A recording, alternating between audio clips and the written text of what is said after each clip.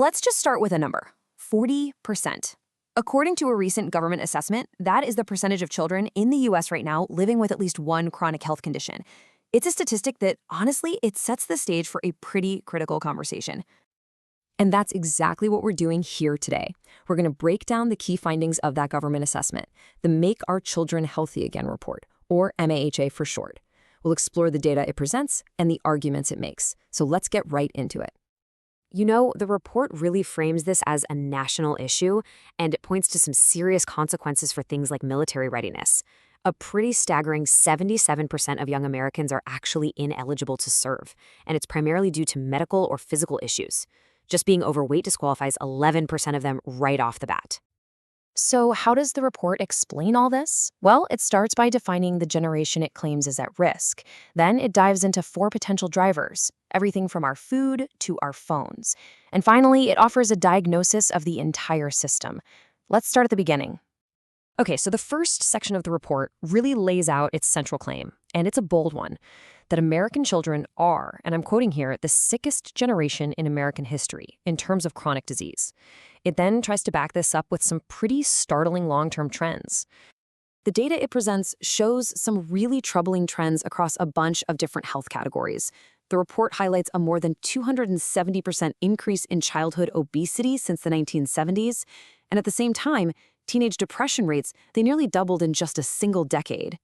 So after establishing the scope of the problem, the assessment points to 4 potential drivers. It argues that they're all interconnected: our diet, our exposure to chemicals, our whole modern lifestyle, and maybe even our medical system itself. The first driver the report gets into is the modern American diet. It makes the case that a dramatic shift towards what it calls ultra-processed foods is a key factor in the decline of child health.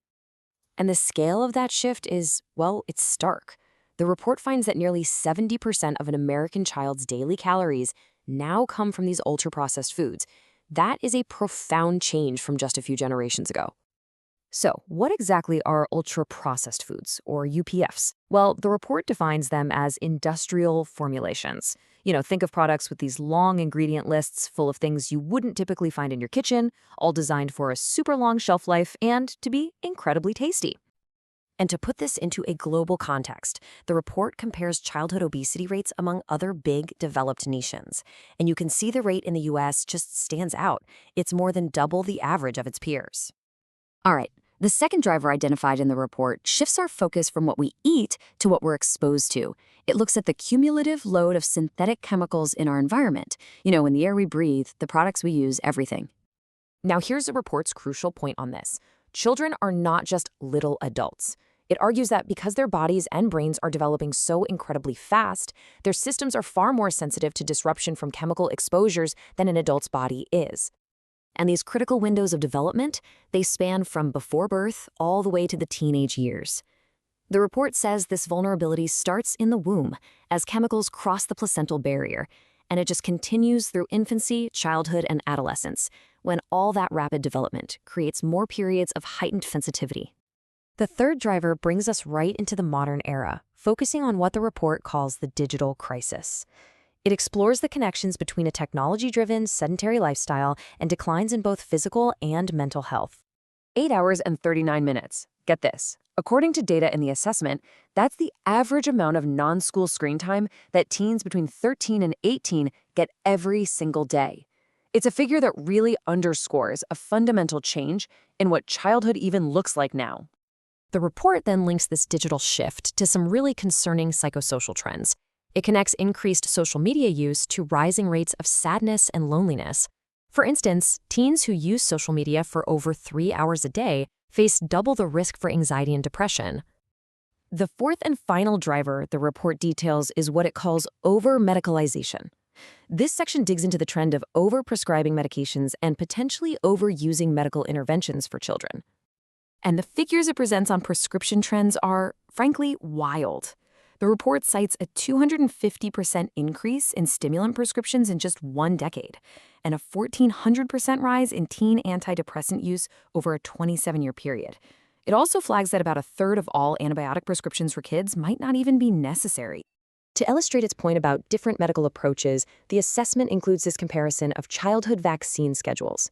It notes that in the US, the number of recommended shots by age 1 has grown significantly since 1986, while countries like Denmark have schedules with nearly half as many vaccinations.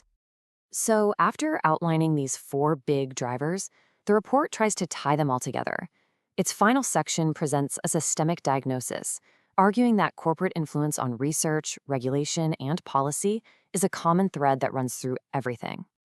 $4.7 billion. The report cites this as the amount the pharmaceutical industry spent on federal lobbying between 1999 and 2018. It presents this huge number as evidence of the kind of financial power that's shaping health policy. The assessment also highlights what it calls the revolving door between industry and government. It points to data showing that 95% of the committee for the 2020 dietary guidelines had industry ties, and that 9 of the last 10 FDA commissioners later went on to work for the very pharmaceutical companies they were once regulating. And this brings us to the report's concluding thought.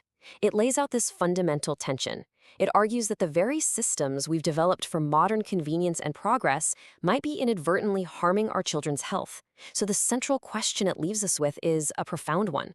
How do we find the right balance between innovation and protection for the next generation?